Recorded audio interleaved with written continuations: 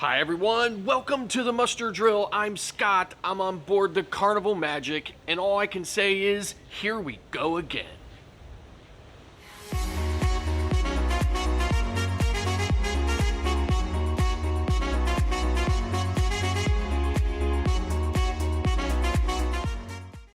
Hi everyone, welcome back. So, this time, it's definitely shame on me. I'm on board the Carnival Magic. It's our first sea day, and although the boarding process was nowhere near as bad as it was in Norfolk, it was still pretty bad. So I have a little bit of video and a few photos here from inside the terminal at Pier 88, and just like in Norfolk, there were a lot of people getting on board. After I dropped my luggage off and made my way up an escalator to the main floor of the terminal, there wasn't anybody there to direct me, and I quickly found myself in line for the Seabourn Quest. And once I found where the Carnival lines were, it became almost immediately clear that it was going to take a long time to get all the way up to the end to get to a desk where somebody was going to check me in. And what was even worse is not long after I got into line, I started seeing the staff arbitrarily pick a point in a line, pull the strap over in front of somebody, and immediately reconfigure the queue, but it still didn't make it go any faster.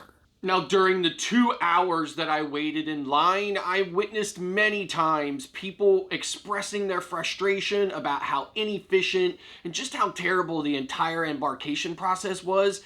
And many people mentioned that it was never like this when they boarded a ship in Florida. Now, another thing I noticed while I was in line, a couple of people running around the building with clipboards and walkie-talkies, and I know I recognized them from Norfolk. So that leads me to believe if it's the same people in New York City that were directing the embarkation process in Norfolk, no wonder it took so long to get on board. So we're on our first sea day, and with the embarkation problems behind us, the cruise really is off to a great start. Now, the ocean is a little rough, definitely from those hurricanes that are out there, and I've been on many ships where the ocean was not in a good mood and the ship was moving side to side, but this is the first time I've been on a ship where it's actually going up and down and not side to side.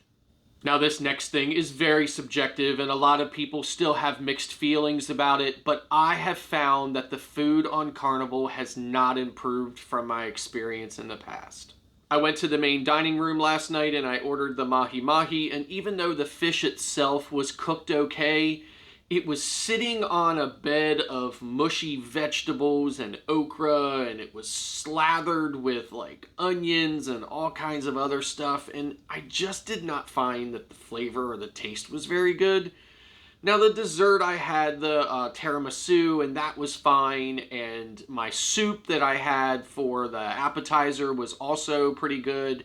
Now, tonight in the Lido Marketplace, there was only a few items available, and I sampled them, and they weren't really very tasty at all. I ended up eating a lot of the fresh fruit, and I'll probably get a slice of pizza or two later on. So I realized that they're trying to cut costs. They took on a lot of debt during the shutdown, and they're just trying to be smart about how they spend their money. So I'm not really that upset that they don't have a lot of options. But the options that they have should taste good, and to me and so many other, they just don't. Now, I know I complain about the internet on the ships a lot, and I realize it is a first world problem, but many of us cannot be disconnected from the world for 7 days. We just have too many things that we rely on that technology for. So you can imagine how frustrated I was to receive this email from Carnival on September 2nd, indicating that due to satellite problems, that they were canceling my internet plan and that they would be refunding it in the form of an onboard credit. Now, when I got to my cabin, I found this follow-up letter from Carnival indicating that they were going to be offering the value plan and the social media plan on board on a daily basis. Everyone could sign up for a 24-hour period at the pre-cruise discounted price. But since they're having satellite problems, I am not going to bother wasting my money. Now, another thing I wanted to mention, this is the first time I've been on the Carnival Magic when we were not going to a Caribbean destination. And again, this is just my opinion, but it's kind of weird to be on a cruise where all of the normal cruise things are happening, but everybody is dressed for winter. Plus, this type of itinerary draws a very different crowd. It's an older crowd, so there's not the same energy as you might expect from a Caribbean sailing, but it's okay, it doesn't have to be, and Ryan is still doing his usual fantastic job of encouraging everyone to have fun and to spread love. But despite the cooler temperatures and the rough seas, it really is a great sea day. It's really a great cruise so far. I'm really looking forward to being in St. John, New Brunswick tomorrow. I've never been there before and I cannot wait to look around. Now, it wouldn't be a video from the muster drill without having a look around the ship, so here's what's happening on the Carnival Magic on our first day at sea.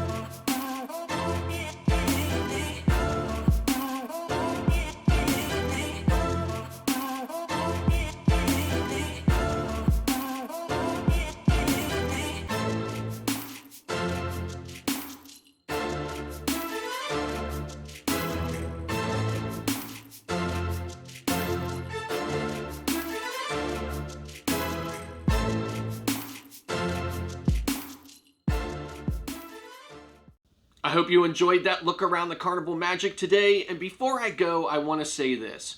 I realize not every vacation is perfect.